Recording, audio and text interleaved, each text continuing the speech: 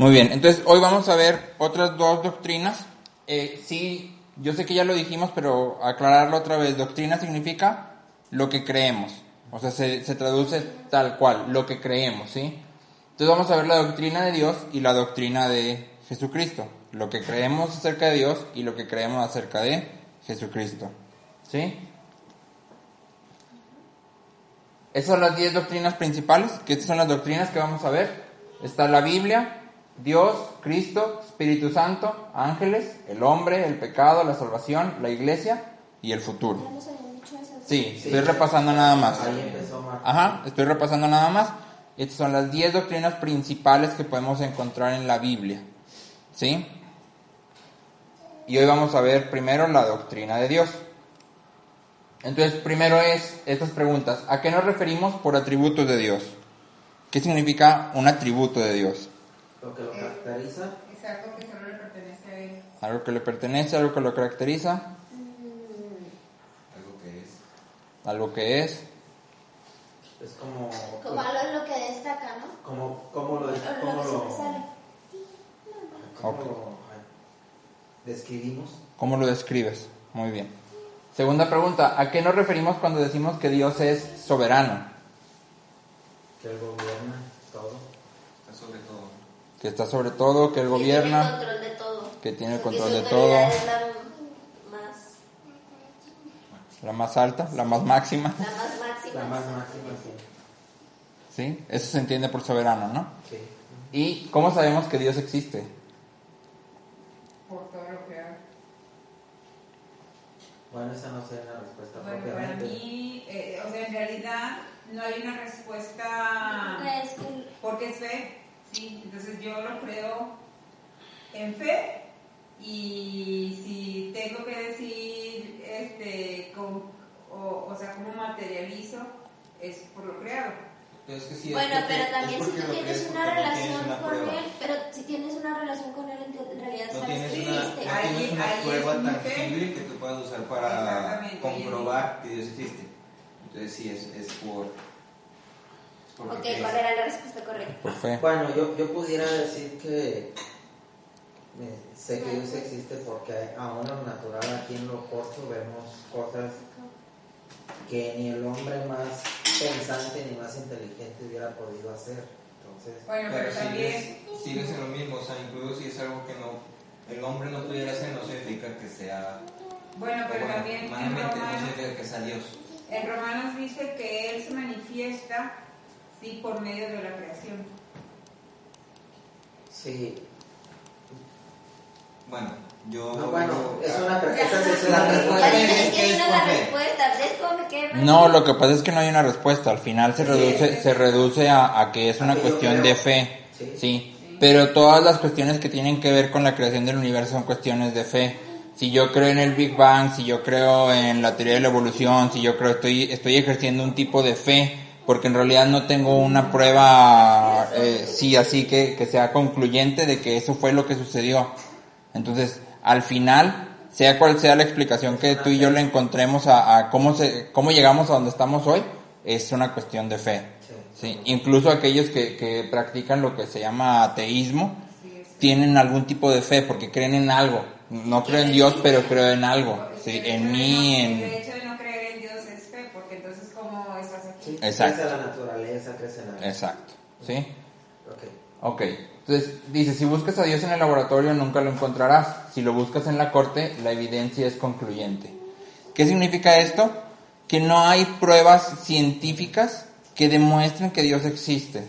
Si no podemos realizar un estudio científico que demuestre la existencia de Dios, pero sí estamos rodeados de evidencia que muestra que tiene que haber algo más grande que nosotros, más sabio que nosotros, o sea, tiene que existir, porque cuando tú y yo analizamos, como decía mi papá, nuestro cuerpo, cómo funcionan los ciclos del mundo, todo lo que sucede, son cosas que o sea, si tú dices fue la evolución, de todas formas es algo muy, muy, muy alocado decir que la evolución nos trajo hasta este punto, porque o sea, nuestro cuerpo por sí mismo es una máquina que está diseñada de una manera perfecta. Entonces, pues de todas formas, aunque fuera la evolución, tiene que haber algo más, ¿me explico? Sí. Entonces, las pruebas, y aquí sí quiero hacer la aclaración porque se va a mencionar algunas más veces, pruebas se refiere específicamente a pruebas científicas o método científico.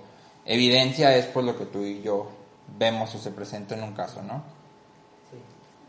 Entonces hay 4 subdivisiones de la doctrina de Dios, hay 4 subdivisiones de lo que creemos acerca de Dios. Les voy a pedir que agarren su Biblia porque no puse las citas, entonces para estar yendo a las citas que están ahí escritas.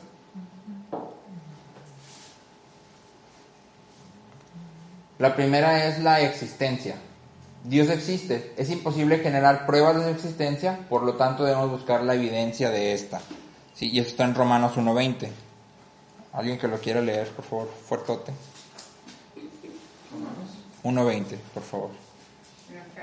Oh, mira, No, pero yo los acordones ahí.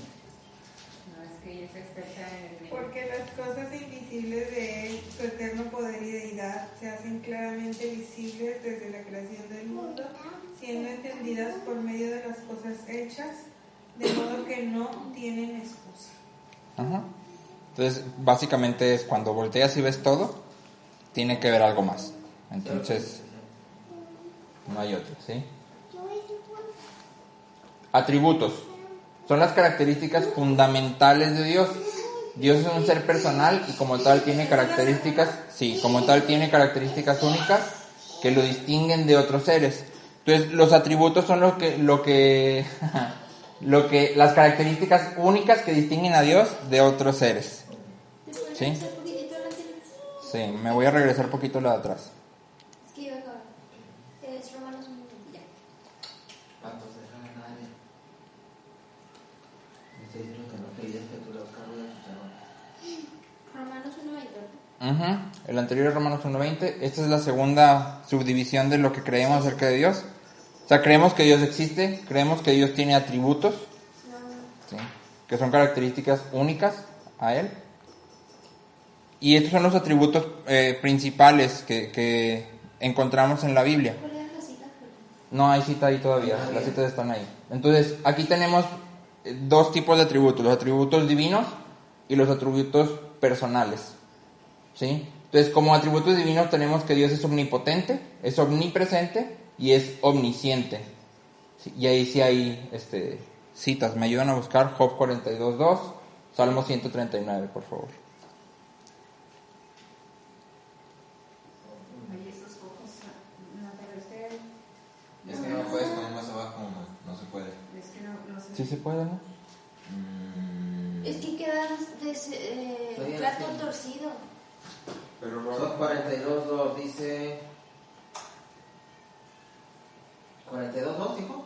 Sí, 42:2. Yo conozco que todo lo puedes y que no hay pensamiento que se esconda de ti. Ajá. Conozco que todo lo puedes. Dios es Poderoso. omnipotente, o sea, todopoderoso, todo lo puede. Y luego Salmo 139. Si subiera a los cielos, ahí estás tú. Y si en el cielo hiciera mi estado, he aquí, ahí tú estás. Ajá, Dios es omnipresente, está en todas partes. ¿Sí? Esta creencia que a veces tenemos de que hay que hacer que Dios o la presencia de Dios descienda es una falacia, una herejía. Dios está en todas partes todo el tiempo, no tienes que llevarlo a ningún lado. Y ahí mismo en el Salmo 139, versículo 4. Pues aún no está la palabra en mi lengua, y he aquí, oh Jehová, que lo sabes todo. Dios es omnisciente, Él sabe todo. Aquí hay ciertas doctrinas que se bifurcan en esta parte de la omnisciencia de Dios.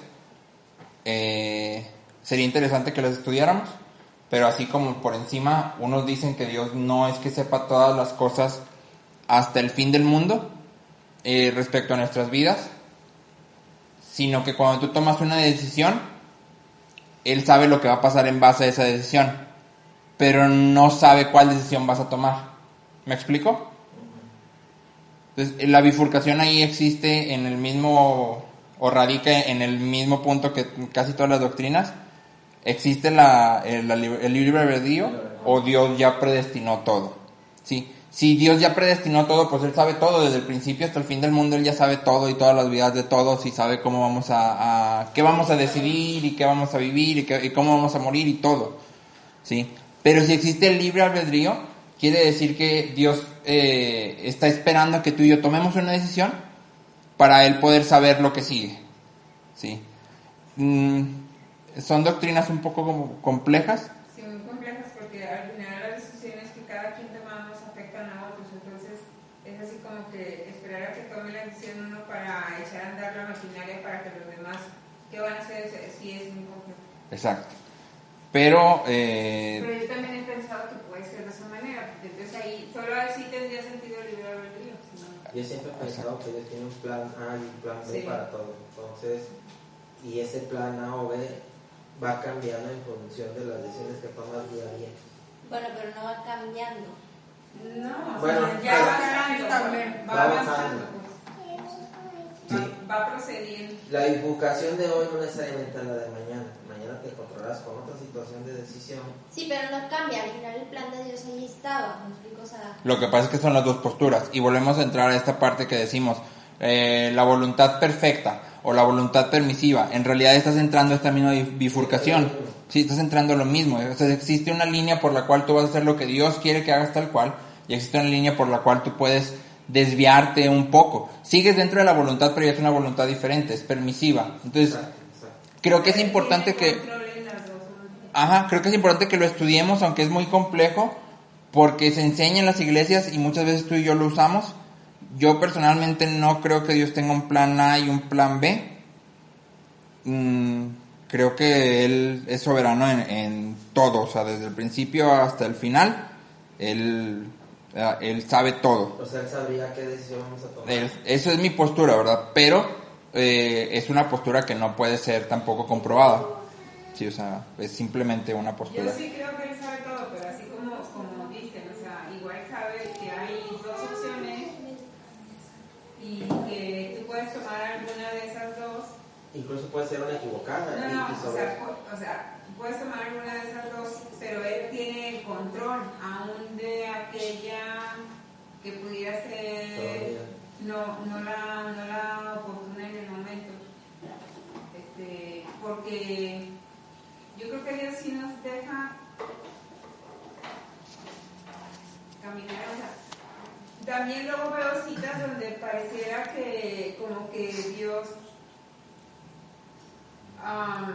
está esperando que tú hagas algo. Por ejemplo, cuando le dice a Moisés, o sea, que Moisés está ahí al pie del mar y vienen los egipcios y Moisés, o sea, te dice, y Dios dice, es que es de la mano, o sea, agua, ¿verdad? Pero se ve ahí como que hay de parte de Dios, o sea, algo, no tengo que decirte que lo hagas, pero Moisés está dudoso. Y por ejemplo también, cuando Dios te habla para que tú hagas algo, ¿por qué te tendría que hablar para que hagas algo si pues lo puede, no sé, poner de muchas maneras sin que Él te diga que lo hagas? No sé, o sea, pienso. Yo creo que el libre albedrío radica en que no podemos comprender a Dios. O sea, es imposible porque nosotros somos seres finitos y Él es un Dios infinito. Y entonces, en esa diferencia que hay entre Él y nosotros, yo tengo que tomar decisiones. Y Dios me da esa oportunidad, o lo voy a llamar de una forma que puede sonar un poco duro, la ilusión de la oportunidad. Sí, pero es que, ¿sí? Es que le digas a la gente que en realidad nunca has tenido el control de tus decisiones, en realidad siempre ha sido Dios. Porque al final, y lo vamos a ver en Filipenses, Dios es el que pone en ustedes el querer como el hacer. Y cuando vemos Génesis, el último capítulo que yo se los he compartido dice, ustedes planearon para mal, pero Dios planeó para bien. O sea, era su plan desde el principio, no tuvo que improvisar, era el plan desde el inicio. Ahí es una parte muy interesante, pero que esa es una teoría muy loca que no puedo grabar aquí en el micrófono. Y sí lo he pensado y sí tengo una teoría, neta sí tengo una teoría, pero no la puedo grabar en el micro porque no estaría bien que la exponga. Entonces ahorita la platicamos después Por ejemplo, no pudiera ser agarrando como base que a final de cuentas es Dios tiene un punto A y un punto B, o sea, no un plan A y un plan B, nada más. Tú empiezas aquí y vas a acabar aquí, porque es el propósito del tiempo. Sí, tú vas a puede acabar haber aquí. Y dentro de esa misma línea, como de A a B, hay ciertos sí, es que eso es lo puntos que tú tienes que cumplir, pero todos los intermedios te deja que tú camines. Pues eso es lo que te vas a llegar, o sea, vas a llegar. no es así como que puedes o no, o sea, vas a llegar. Bueno, pero continúa. Bueno, sí, esta es una plática que ha tenido muchísimo tiempo y no se soluciona porque no lo logramos entender, o sea, nuestra mente no... Exactamente. Entonces, ¿qué nos corresponde a nosotros? Toma las decisiones correctas, vive la vida nueva que tenemos en Cristo, como se debe de vivir, como estuvimos viendo en Tito, en Filemón, y como vemos en toda la Biblia, y preocúpate por terminar la carrera bien, ¿sí? Ya cuando nos muramos y seamos como Él, ya vamos a decir, no manches, era así, pero por ahorita ocupémonos en lo que tenemos que ocuparnos. Entonces, exacto, esas son las partes de los atributos divinos, y luego están los atributos personales, y en atributos personales tenemos que Dios es santo, o sea, Dios no tiene maldad y es solo bondad. ¿Me ayudan con Isaías 5:16? Sí. Pero Jehová de los ejércitos será exaltado en juicio y el Dios santo será santificado en justicia. Uh-huh. Y luego tenemos que Dios es amor. 1 Juan 4:8. Ajá, Dios busca lo mejor para los otros.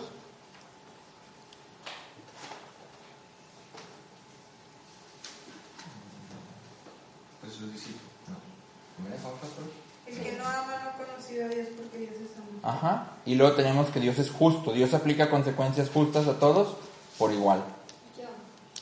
El temor de Jehová es limpio, que permanece para siempre. Los juicios de Jehová son verdad, todos justos. Ajá. Entonces, estos atributos todos se combinan para formar al Dios que tú y yo vemos. Es importante que no querramos definir tú y yo lo bueno y lo malo, que es el pecado que leíamos en Génesis ahora que estamos estudiando Génesis. Porque cuando decimos Dios no tiene maldad y es solo bondad, creemos que eso exime los castigos o las correcciones, porque Pero si es fueras... justo. Exacto. Y la justicia no quita la bondad, sigue siendo bueno en medio de esa justicia que tiene que ejercer y sigue teniendo amor en medio de los castigos o los juicios que tiene que llevar a cabo. Sí, no es que te castiga en Como enojo o dijo en... Jeremías, no nos castigaste como merecíamos. Exactamente. Pero sin embargo hay un castigo porque eres juez. Exactamente. Entonces es importante que no intentemos definir a Dios en nuestros términos, lo que yo considero bueno, lo que yo considero amor, lo que yo considero justo. Este es el tercero, y es que Dios tiene o es soberano, tiene soberanía o es soberano. Dios puede hacer lo que Él desee. Esta soberanía es ejecutada solo en armonía con su bondad, justicia y otros atributos, y se extiende a toda la creación por la eternidad. ¿Alguien me lee Salmo 135, 5 y 6? Porque yo sé que Jehová es grande y el Señor nuestro, mayor que todos los dioses. Todo lo que Jehová quiere, lo hace en los cielos y en la tierra, en los mares y en todos sus abismos. Entonces Dios es soberano, Él hace todo lo que Él quiere, como Él quiere, ¿sí? Aquí es importante otra cosa que pudiéramos estudiar, que se llama teocentricidad de Dios. La teocentricidad de Dios. Eso significa que la persona más importante para Dios es Dios. ¿Sí? La cosa más importante para Dios es Dios.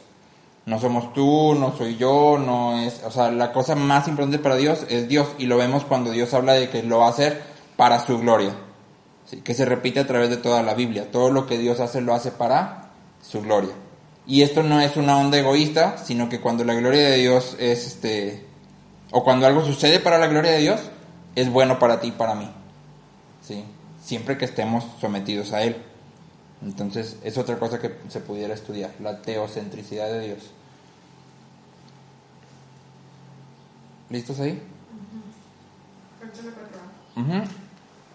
Y esta es la 4, que es Dios tiene o Dios es trino. Dios tiene Trinidad. Dios es 3 personas, sin embargo una. Hay un solo Dios que existe en 3 personas. Esto lo platicamos hace algunas semanas. Hablamos de que Dios tiene la misma esencia, está en Dios, en Cristo y en el Espíritu Santo. Es la misma esencia, son Dios, pero cada uno es una persona diferente. Con funciones diferentes, digamos. Ajá. Vamos a ver también un poquito de eso hoy en Filipenses. Y funciones, no atributos, funciones. Sí, porque los atributos le pertenecen a la esencia. Exacto. Ajá, y la esencia es la esencia de Sí, Dios. esa parte, ajá. Y eso es importante tenerlo claro, ¿verdad? Ujú. No es que uno pueda más que otro en atributos. Exacto. Pero está bien luego explicar esto, ¿no? Sí. Un poco, sí. O sea, para alguien que no... Y para personas que sí. Entonces, ¿alguien me ayuda con Deuteronomio 6:4 y 2 de Corintios 13:14? Estoy anotando. Acá, Chucho. Voy a 2 Marcos. Corintios.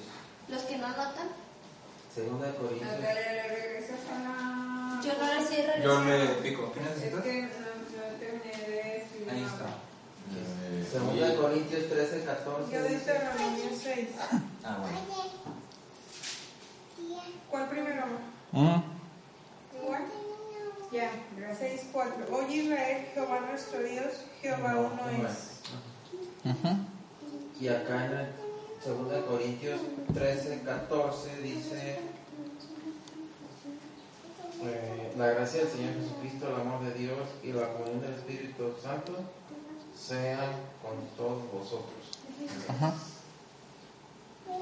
Entonces, algo que es importante notar ahí en Corintios dice la gracia de nuestro Señor Jesucristo,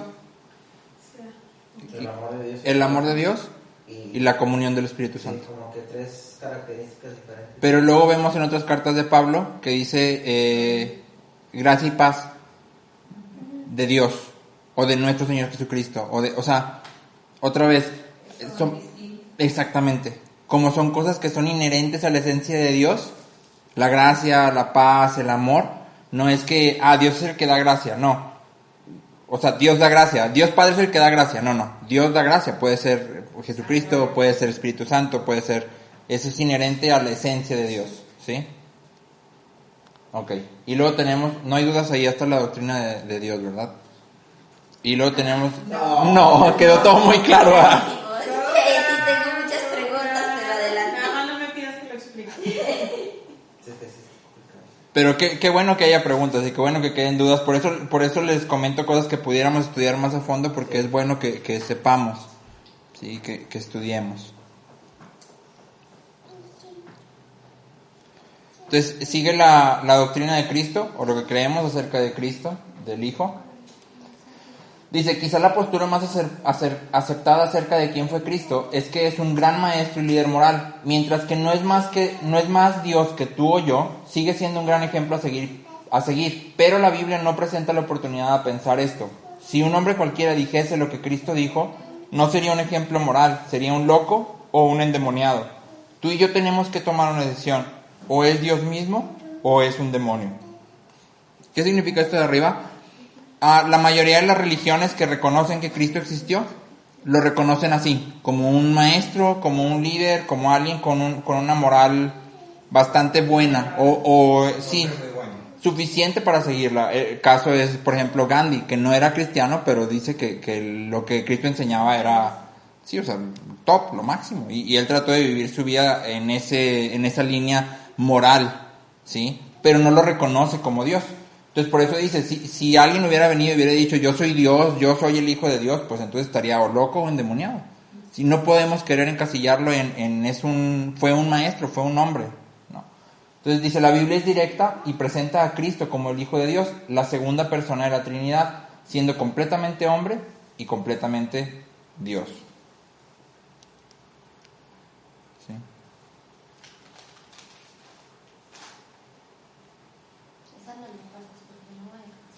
Sí, no está bien, nada más. Ahí queda. Hay 4 subdivisiones de la doctrina de Cristo.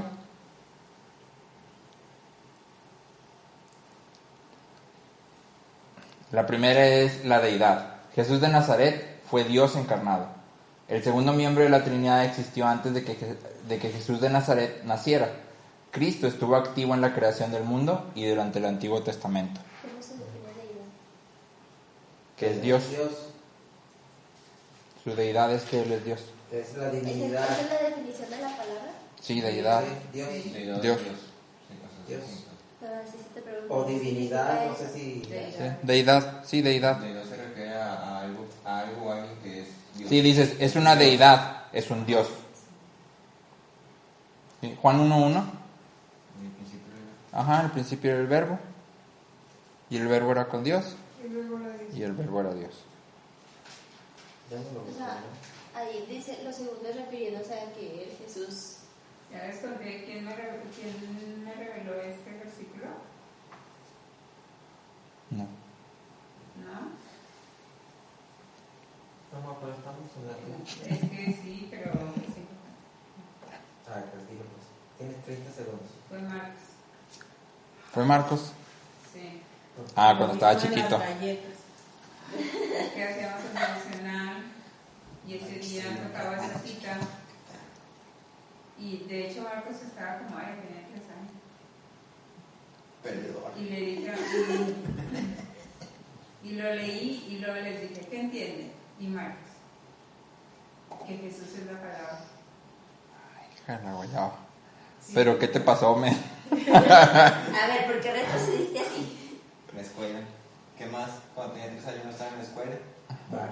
Y bueno, así como acaba de explicar None, que le explicó Marcos, dice el verbo. Entonces Jesús es la acción de Dios.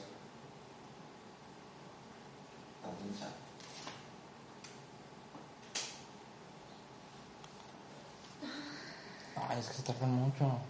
Sí. Por eso no. Ya. Luego tenemos humanidad. Cristo fue un hombre, Jesús de Nazaret. Sí, Cristo fue un hombre, Jesús de Nazaret. Aunque nunca pecó, experimentó todas las emociones humanas, incluyendo hambre, cansancio, dolor, etc.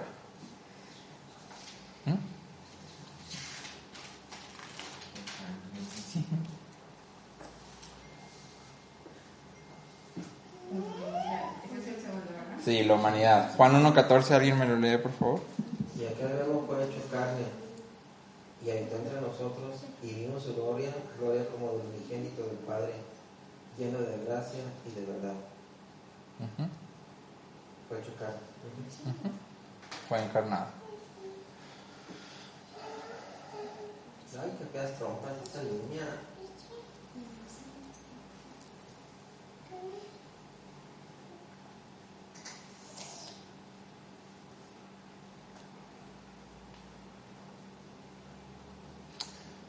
Entonces aquí lo único que hay que resaltar, bueno, hay muchas cosas que resaltar, pero lo único que quiero resaltar en la humanidad es que Cristo nunca pecó. Y aquí algo a estudiar es, todos nacemos y nacemos con un pecado, ¿sí? Nuestra carne ya está corrompida y ese pecado con el que nacemos es lo que nos lleva a seguir pecando hasta que tenemos conciencia de que necesitamos un Salvador y podemos entonces tomar una decisión, ¿sí? Ese es el origen. Entonces aquí una discusión que surge es si Cristo, como nació en carne, nació con ese pecado original o no. Pero Sí. no porque No, porque fue engendrado del Espíritu Santo, O sea, bueno, sí. no fue por hombre. Bueno, quién sabe. Porque, Es una pregunta Bueno, abierta, pero es no que, tiene o cómo sea, no responderla. puedes decir eso porque entonces será un ser. Volvemos contigo, Freddy. El problema es que María al final era mujer. Ay, sí, eso No, pero el problema en realidad surge en que si no nació con el pecado original, el pecado original es lo que a ti te lleva a pecar. Entonces, ¿qué llevaba a Jesús a pecar? Si él no nació con ese pecado original. Por eso, pero entonces no tuvo que resistir ningún impulso. El ejemplo, sí, o sea, el que tú digas eso quiere decir que Jesús no luchó contra la carne. No, pero No está sí tan nos seguro. dice, no, pero sí, o sea, al final